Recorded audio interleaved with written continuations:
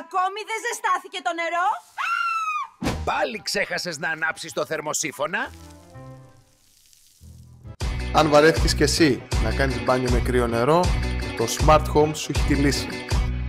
Έξυπνος θερμοσύφωνας για να έχεις ζεστό νερό πάντα όταν το χρειάζεσαι. Εύκολα και γρήγορα με 3 τρόπους. Πρώτον, με το πάτημα ενός κουμπιού.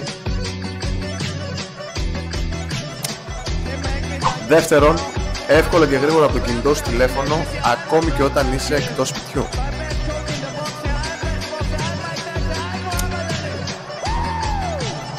Τρίτον, μέσω εφαρμογής από οθόνη, τάμπλετ, λάπτοπ, υπολογιστή.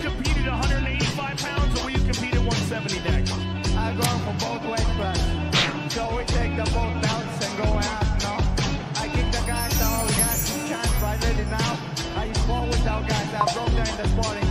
I go there.